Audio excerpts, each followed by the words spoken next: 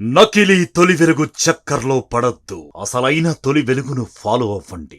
తెలంగాణ రాష్ట్రంలో కాంగ్రెస్ ప్రభుత్వం వచ్చిన తర్వాత చాలా మందిలో రకరకాలైనటువంటి ఆశలు అయితే చిగురుస్తున్నటువంటి పరిస్థితి. ముఖ్యంగా గల్ఫ్ కార్మికులు దాదాపు దశాబ్ద కాలంగా ఎదురు చూస్తున్నటువంటి ఒక కీలకమైనటువంటి పరిణామం అయితే నిన్న చోటు చేసుకుంది. ముఖ్యంగా గల్ఫ్ కార్మికులను, గల్ఫ్కు సంబంధించినటువంటి ప్రతినిధులను అందరినీ కూడా, గల్ఫ్ దేశాలలో ఉన్నటువంటి ప్రతినిధులందరినీ కూడా నిన్న రేవంత్ రెడ్డి ఒక హోటల్లో అయితే మీట్ అయినటువంటి పరిస్థితి. వారి ముందు, రేవంత్ రెడ్డి ముందు, అలాగే అక్కడ ఉన్నటువంటి కాంగ్రెస్ పార్టీకి సంబంధించినటువంటి నేతలందరి ముందు కూడా గల్ఫ్ కార్మికుల ప్రతినిధులు వారి యొక్క గోడ అయితే వెళ్ళబోసుకున్నటువంటి పరిస్థితి. అసలు నిన్న రేవంత్ రెడ్డి ఎలాంటి హామీ ఇచ్చాడు, గల్ఫ్ కార్మికులు ఎలాంటి ప్రతిపాదనలను ప్రభుత్వం ముందు పెట్టారు, ఇవన్నిటిని గురించి మనం అడిగి తెలుసుకుందాం. మనతో పాటుగా గుండెల్లి నరసింహులు, గల్ఫ్ కార్మికులకు సంబంధించినటువంటి నేత మనతో పాటుగా ఉన్నారు.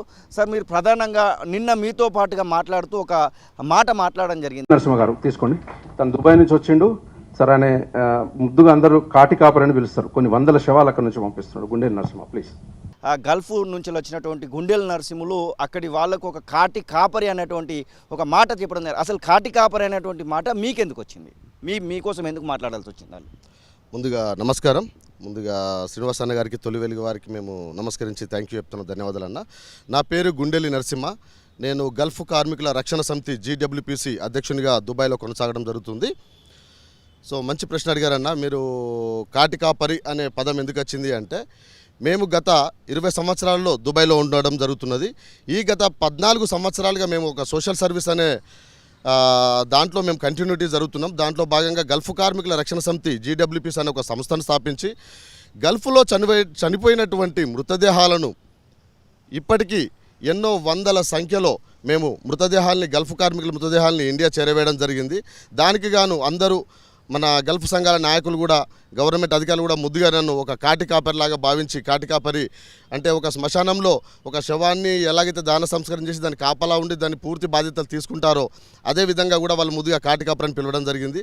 ఆ పేరు అన్నది కూడా నాకు చాలా సంతోషంగా ఉంది. నేను రేవంత్ రెడ్డి ముందు మీరు చాలా ప్రతిపాదనలు అయితే చేయడం జరిగింది. ఎలా రిసీవ్ చేసుకున్నారు ముఖ్యమంత్రి? అలాగే ఇంకా మీ ప్రతినిధులు ఎలాంటి విషయాలని అక్కడ ప్రతిపాదన చేశారు? సో నిన్న హైదరాబాద్ తాజ్ డక్కన్ హోటల్లో సమావేశమైనటువంటి గల్ఫ్ కార్మికుల సంఘాల నాయకులందరినీ కూడా ఈ యొక్క కాంగ్రెస్ ప్రభుత్వం, మన సీఎం ముఖ్యమంత్రి రేవంత్ రెడ్డి గారు సంఘాల నాయకులను పిలిచి మర్యాదపూర్వకంగా వారి సమస్యలు ఏంటని తెలుసుకొని సమస్యలు పరిష్కరిస్తారని చెప్పేసి కూడా మాట ఇవ్వడం జరిగింది. దానికి ముఖ్యంగాను దుబాయ్ వేదికగా గల్ఫ్ కార్మికుల రక్షణ సమితికి సంస్థ అధ్యక్షునిగా నేను రావడం జరిగింది. మరియు ఒమాన్, ఖతార్, మస్కట్ నుంచి కూడా కొంతమంది సంఘ నాయకులు రావడం జరిగింది. మరియు మా దుబాయ్ వేదిక నుంచి కూడా మా యొక్క మార్గదర్శకులు ETCA ప్రెసిడెంట్ కిరణ్ కుమార్ పీచర్ అన్నగారు కూడా కొన్ని అనివార్య కారణాల వల్ల రాలేకపోయారు. సో దానికి గాను ముఖ్య అతిథిగా నేను దుబాయ్ నుంచి రావడం జరిగింది. ముందుగా సీఎం రేవంత్ రెడ్డి గారికి మేము చేతులెత్తి నమస్కరించి ధన్యవాదాలు తెలియజేస్తున్నాము. మరియు ఈ కాంగ్రెస్ ప్రభుత్వానికి కూడా, ఎందుకంటే గత 10 సంవత్సరాలుగా 10 దశాబ్ద కాలంగా కూడా ప్రభుత్వాలు తీసుకోలేనటువంటి కొన్ని నిర్ణయాలను ఈ యొక్క కాంగ్రెస్ ప్రభుత్వం వచ్చి 4 నెలలు గడవక ముందే ఈ యొక్క సంచలన నిర్ణయాలు తీసుకొని మా యొక్క తోటి గల్ఫ్ కార్మికులకు 2 కుటుంబాలకు కూడా 5 లక్షల ఎక్స్గ్రేషన్ కూడా కుటుంబానికి చెక్కు రూపకంలో కూడా ఎమ్మెల్యే ఆది శ్రీనివాస్ అన్నగారి చేతుల మీదుగా చెక్కులు అందజేయడం జరిగింది. దానికి గాను మేము గల్ఫ్ కార్మికుల పక్షాన కాంగ్రెస్ ప్రభుత్వానికి మరియు సీఎం రేవంత్ రెడ్డి గారికి కూడా మేము చేతులెత్తి నమస్కరించి ధన్యవాదాలు తెలియజేస్తున్నాము. మీరు ఒక మాట చెప్పారు, మేము అక్కడ కాటి కాపరిగా, అంటే అక్కడ చాలా స్వచ్ఛంద సేవలో భాగంగా మీ యొక్క GWPS నుంచి అక్కడ శవాలను అయితే పంపించామని చెప్తున్నారు. ఎంతమంది వరకు మీరు పంపించి ఉండొచ్చు? ఈ 10 ఏళ్లలో ఎన్ని మరణాలు చోటు చేసుకుని ఉండొచ్చు? కేవలం ఇద్దరికి మాత్రం ఇప్పుడు కాంగ్రెస్ ప్రభుత్వం 5 లక్షలు ఇచ్చారని చెప్తున్నారు. ఇంకెంతమంది మిగిలి ఉన్నారు? వారికి ఎలాంటి సాయం కోరుకోబోతున్నారు? ఈ 10 దశాబ్దాల కాలంగా 10 సంవత్సరాల నుంచి ఇంచుమించు 2800 నుంచి 3300, 3500 వరకు గల్ఫ్ దేశాల నుంచి మృతదేహాలు ఈ 10 సంవత్సరాల కాలంలో హైదరాబాద్ శంషాబాద్ ఎయిర్పోర్ట్లో వీళ్ళ యొక్క వివరాలు నమోదు అవ్వడం జరిగింది. దాంట్లో భాగంగా ప్రమాదవశాత్తు చనిపోయిన వారు, మరియు సూసైడ్ చేసుకున్న వాళ్ళు, బలవన్ మరణానికి పాల్పడిన వారు, మరియు ఆరోగ్య పరిస్థితులు బాగోలేక హఠాన్ మరణానికి పాల్పడిన వారు ఎందరో ఉన్నారు. దీంట్లో భాగంగా ఒక 3000 మంది కార్మికుల వరకు ఉన్నారు. కానీ ఈ ప్రభుత్వం వారు ప్రమాదవశాత్తు చనిపోయారు అని చెప్పేసి మాత్రం 2 కుటుంబాలకు 5 లక్షల ఎక్స్గ్రేషన్ ఇచ్చారు. కానీ ప్రభుత్వానికి మేము చేతులెత్తి వేడుకునేది మాత్రం ఒకటే, కార్మికుల పక్షాన ఎనీ కాస్ ఆఫ్ డెత్, ఎటువంటి మరణానికైనా కూడా వారి ప్రతి ఒక్క కుటుంబానికి మా దగ్గర ఉన్నటువంటి ఈ 3,000 వివరాలు నమోదైన లిస్టు ప్రకారంగా మాత్రము ప్రతి ఒక్క కుటుంబానికి కూడా వాళ్ళు ఎంక్వైరీ చేసి 5-5 లక్షలు ఇవ్వాల్సిందిగా మేము గల్ఫ్ కార్మికుల పక్షాన మేము కాంగ్రెస్ ప్రభుత్వాన్ని సీఎం రేవంత్ రెడ్డి గారిని కూడా వేడుకోవడం జరుగుతున్నది. అలాగనే హాస్పిటళ్లలో కొంతమంది యాక్సిడెంట్లు అయ్యి అంగవైకల్యం అంటే వికలాంగుల రూపకంలో కూడా చాలామంది ఇంటికి రావడం జరిగింది. మా చేతుల మీదుగా 100 మంది కార్మికులను చేతులు కోల్పోయిన వాళ్ళని యాక్సిడెంట్లలో కాళ్ళు విరిగిపోయిన వాళ్ళని కూడా మేము పేషెంట్ల రూపకంగా ఇండియా పంపించడం జరిగింది. లక్షల ధరంసులలో అంటే ఒక్కొక్కరికి ఒక 3 కోట్ల బిల్లును కూడా మా హైయెస్ట్ లిస్టులో 3.5 కోట్ల బిల్లును కూడా మేము మాఫీ చేసి దుబాయ్ ఆసుపత్రి నుంచి ఇండియాకు పంపించడం జరిగింది. ఇంకా చాలామంది జైళ్ళల్లో మగ్గుతున్నారు. అక్కడికి పోయిన తర్వాత తెలియనటువంటి పరిస్థితులలో కొన్ని కేసులలో ఇరుకొని దుబాయ్ గల్ఫ్ జైళ్ళల్లో మగ్గుతున్నటువంటి వాళ్ళు ఉన్నారు. వాళ్ళ సంఖ్య ఎంత ఉండొచ్చు? వారి కోసం ఎలాంటి ప్రతిపాదనలు మీరు ప్రభుత్వం ముందు పెట్టారు? సో ఇదొకటి ఏంటంటే అన్న, దుబాయ్ గల్ఫ్ జైళ్ళల్లో చాలా చిన్న కారణాలు, అసలు వాళ్ళకు జైలుకు ఎందుకు వెళ్ళామో కూడా తెలియనటువంటి పరిస్థితులలో జైలుకి వెళ్ళారు. ఒకరు క్రెడిట్ కార్డ్ ఫ్రాడ్ అంటారు, ఒకరు మొబైల్ సిమ్ కార్డు ఫ్రాడ్ అంటారు, ఒకరు ఐడి మీద ఫ్రాడ్ అంటారు, బ్యాంక్ లోన్లలో క్రెడిట్ కార్డులలో వివిధ రకాల చిన్న డిస్టర్బెన్స్లతో వెళ్ళారు. కానీ వాళ్ళు జైల్లో నుంచి బయటకు రావడానికి వాళ్ళకి ఎటువంటి ఆధారాలు లేవు, ఏం చేయాలో తెలియదు.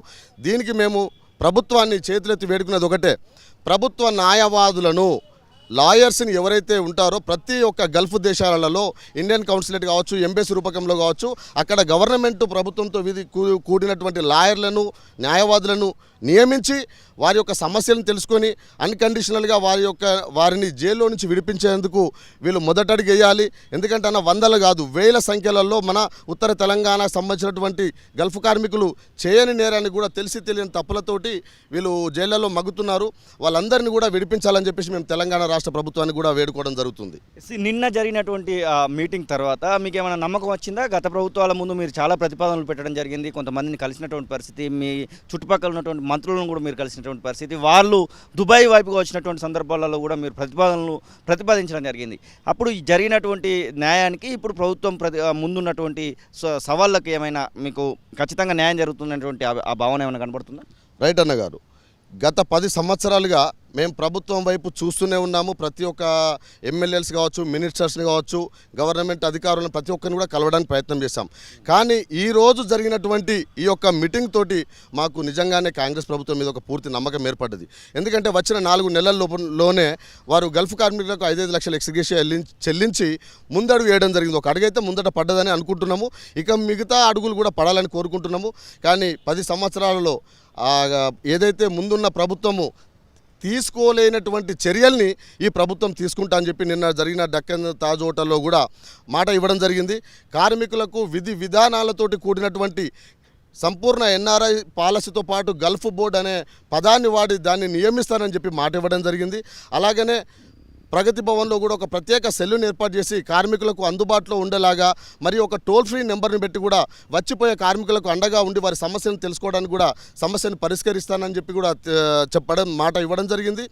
అలాగనే ఇక్కడి నుంచి వెళ్ళే వారి వివరాలను కూడా ప్రభుత్వం నమోదు చేపించుకుంటామని చెప్పేసి కూడా తెలియజేయడం జరిగింది. అలాగనే కార్మికులు ఎవరు ఇబ్బందుల్లో ఉన్నా కూడా మీరు ఒక టోల్ ఫ్రీ నెంబర్ ద్వారా మాకు కనెక్ట్ అయినట్టుంటే మీ సమస్యలు ఎంతదైనా కూడా ప్రభుత్వ అధికారులను నియమించి వారిచే సమస్యలను పరిష్కరించడానికి ముందడిగేస్తామని చెప్పి కూడా సీఎం రేవంత్ రెడ్డి గారు మాట ఇవ్వడం జరిగింది. దీనికి అనుకూలంగా గత ప్రభుత్వం మీద పోల్చుకుంటే ఈ ప్రభుత్వం తీసుకున్న చొరవలను చూస్తే మాత్రం మాకు పూర్తి విశ్వాసం కలుగుతుంది. దీనికి గాను మేము గల్ఫ్ కార్మికుల పక్షాన మాకు ఇంతగా సహాయపడుతున్నందుకు ఈ ప్రభుత్వాన్ని కూడా మా యొక్క ఓటు అనే పదంతో కూడా మేము ఎంతవరకు ముందుకెళ్లాలో దాని మీద కూడా మేము ఆలోచించి ఖచ్చితంగా అడుగులు వేస్తామని చెప్పి కూడా తెలియజేయడం జరుగుతుంది. మొత్తానికి ఇప్పుడు చాలా అంటే గల్ఫ్ కార్మికులు అంటేనే ఒక రకమైనటువంటి మాట గుర్తొస్తూ ఉంటుంది, పోతాడు మళ్ళీ సంవత్సరాలు రానటువంటి పరిస్థితి వస్తుంది. అట్లాంటి వారి కోసం ఏమైనా ఇక్కడ నుంచి పోయేటువంటి వాళ్ళకు ఏదైనా వెసులుబాటు కల్పించే విధంగా అంటే ఎయిర్పోర్ట్ ఏదైతే ఏరోప్లేన్ ఉంటుందో ఎయిర్ప్లేన్కి సంబంధించినటువంటి కానివ్వండి, టికెట్ల విషయంలో కానివ్వండి, అక్కడికి పోయిన తర్వాత ఇక్కడ ఏదైతే ట్రైనింగ్ చేసినటువంటి వాళ్ళు ఉంటారో అక్కడికి పోయి అక్కడ ఉద్యోగ కల్పనలో కూడా ఇబ్బందులు పడుతూ ఉంటారు. ముఖ్యంగా ఏదైతే మధ్యలో ఉన్నటువంటి బ్రోకర్స్ అంటారు కదా, వాళ్ళ నుంచి వెళ్ళి పడుతున్నటువంటి ఇబ్బందుల విషయంలో ఎలాంటి ప్రతిపాదనలు చేశారు? ఇక్కడ నుంచి తీసుకెళ్తారు కానీ అక్కడ చెప్పినటువంటి పని కాకుండా ఇంకొక పని ఇప్పించడం అట్లాంటివి జరుగుతూ ఉంటాయి. ఇప్పుడు మీరు అడిగిన దానికి ప్రశ్న ఏంటంటే నకిలీ ఏజెంట్స్. ఈ యొక్క నకిలీ ఏజెంట్స్ వ్యవస్థని పూర్తిగా నిర్మూలించడం జరుగుతుందని చెప్పి ముఖ్యమంత్రి రేవంత్ రెడ్డి గారు చెప్పడం జరిగింది. ఎందుకంటే ఇక్కడ లైసెన్స్ తోటి ఈ యొక్క ఏజెన్సీ రిక్రూట్మెంట్ అనేదాన్ని అంటే మన కార్మికుల వలసలు పంపించడానికి ఈ యొక్క ఏజెంట్లు ముందడిగేసి తీసుకుంటున్నారు. కానీ దీంట్లో 90% డూప్లికేట్ ఏజెంట్సే ఉన్నారు. ఇలాంటి ఏజెంట్ల మీద కూడా మేము గతంలో చాలామంది పైన చర్యలు తీసుకోవడం జరిగింది. ఎందుకంటే వీళ్ళు విజిట్ కమ్ ఎంప్లాయ్మెంట్ అనే ఒక వీసా మీద దుబాయ్ నుంచి వీళ్ళు ఇండియా నుంచి విదేశాలకు తరలించడం జరుగుతుంది. అక్కడికి వచ్చిన తర్వాత కొన్ని కంపెనీలు వీసా కొట్టకపోవడము, అలాగనే ఆ వీసా కొట్టినా కూడా ఏజెంట్స్ ఏదైతే జీతాలని చెప్తున్నారో ఆ జీతాలు సరిగ్గా లేనందువల్ల వాళ్ళు కంపెనీ నుంచి బయటకు రావడం జరుగుతుంది. లేదా కంపెనీలో 4-5 నెలలు చేసినా సరిగ్గా జీతాలు ఇవ్వకపోవడంతో కలివిలి కావడము, అలాగనే కంపెనీ వాళ్ళు కూడా వీళ్ళు చెప్పినట్టు చేస్తలేరని చెప్పి రిటర్న్ పంపించడము, ఆ పంపించడంలోనే భాగంగా కంపెనీ వాళ్ళు కొన్ని టికెట్స్ ఇవ్వకపోవడము, తిండికి కూడా తినడానికి డబ్బు లేక ఇబ్బంది పెట్టడము, అలాగనే రూమ్లో నుంచి బయటకు గెంటేయడము, ఉండడానికి కూడా గూడు లేనటువంటి కార్మికులు ఎందరో వేల సంఖ్యలో ఉన్నారు. అటువంటి వాళ్ళందరికీ కూడా మేము చర్యలు తీసుకొని చర్యలు చేపడతామని చెప్పేసి కూడా సీఎం రేవంత్ రెడ్డి గారు మాట ఇవ్వడం జరిగింది అన్నగారు. ఇంకా ఎంతమంది ఉండొచ్చు ఇప్పుడు గల్ఫ్లో? మీ అంచనా ప్రకారము మొత్తం గల్ఫ్ కంట్రీస్ 7-8 ఉన్నట్టున్నాయి. ఆ 7-8 కంట్రీలలో ఎంతమంది వరకు తెలంగాణ పీపుల్ అక్కడ పనిచేస్తూ ఉండొచ్చు అంట? నాకు తెలిసి ఇప్పటి వరకు ఈ జీసీసీ కంట్రీస్ అంటే గల్ఫ్ దేశాలలో Dubai, Muscat, Oman, Qatar, Bahrain, Singapore, Malaysia లాంటి ఇరాన్ లాంటి దేశాలలో కూడా ఈ యొక్క మన గల్ఫ్ కార్మికులు ఇంచుమించు ఒక 15 లక్షల నుంచి ఒక 20-25 లక్షల వరకు కూడా కార్మికులు వలస వెళ్ళి అక్కడ బతుకుతున్నటువంటి పరిస్థితి. ఇది ఒక అఫీషియల్ డాక్యుమెంట్, అంటే ఒక వివరాలు మాత్రమే. అన్అఫీషియల్గా విజిట్లో వెళ్ళే వారి గురించి, విజిట్లో వెళ్ళి దుబాయ్లో కానీ ఇతర దేశాల్లో వీసా వేయించుకున్నారు కాబట్టి వారి వివరాలు నమోదు కావట్లేదు. వీసా పైన వెళ్ళే వారి వివరాలు మాత్రమే నమోదవుతున్నాయి. ఇంతమంది కార్మికులలో కొంతమంది మాత్రమే క్షేమంగా కంపెనీలలో పని చేసుకుంటూ భద్రంగా ఉన్నారు. దీంట్లో మ్యాక్సిమం ఒక 50% కార్మికులు ఇల్లీగల్ మైగ్రెంట్స్, అంటే వాళ్ళ దగ్గర పాస్పోర్ట్స్ లేవు, ఎమిరేట్స్ ఐడీస్ అంటే బతాకా అంటాం మేము, ఐడి కార్డ్స్ లేవు, ఏమి లేక దొరికినప్పుడు పని చేసుకుంటున్నారు, దొరకనప్పుడు చెట్ల కింద బంటూ రూమ్లలో కిరాయిలకు వీలైతే ఉంటూ తినడానికి తిండి ఉన్న రోజున కడుపుండే తింటున్నారు, లేకపోతే ఉపాసం పండేటటువంటి పరిస్థితులలో మా యొక్క కార్మికులు ఇటువంటి ఇబ్బందులు ఎదుర్కొంటున్నారు. ఈ ప్రభుత్వం కూడా మేము చెప్పేది ఒకటే ఉన్నది, ఎవరైతే ఇబ్బందులలో ఉన్న కార్మికులకు మేము దుబాయ్ నుంచి కావచ్చు, ఇతర గల్ఫ్ దేశాల నుంచి కావచ్చు, వాళ్ళని మేము పంపించడానికి ఎటువంటి సేవా కార్యక్రమాలు అయితే చేస్తున్నామో, టికెట్ లేని వాళ్ళకు కూడా ఈ యొక్క ప్రభుత్వము ఒక నిర్ణయం తీసుకోవాలి. టికెట్ లేని వాళ్ళకు మేము ఏవైతే వివరాలు నమోదు చేసి వాళ్ళకు మేము వివరిస్తామో వారికి ఒక టికెట్ సదుపాయం కలిగించాలి.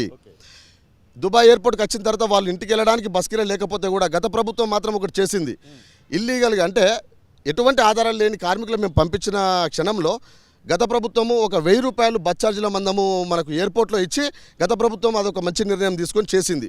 ఇప్పటి ప్రభుత్వం కూడా without ID, without proof documents ఏమీ లేని వాళ్ళకి మేము ఏదైతే పంపిస్తామో వాళ్ళకు కూడా బస్ కిరాయిల నిమిత్తం కొరకు ఎయిర్పోర్ట్లో ప్రోటోకాల్ వాళ్ళు ఆదేశాలు ఇచ్చి బస్ కిరాయిల నిమిత్తం ఒక 1000 రూపాయలు కూడా ఇవ్వాల్సిందిగా ఈ యొక్క ప్రభుత్వాన్ని మేము కార్మికుల పక్షాన వేడుకోవడం జరుగుతుంది. ఇది గుండెల్లి నరసింహులు గల్ఫ్ కార్మికులకు సంబంధించినటువంటి ప్రతినిధి చెప్తున్నటువంటి వాళ్ళు. ఖచ్చితంగా ఈ ప్రభుత్వం పైన మాకు నమ్మకం ఉంది.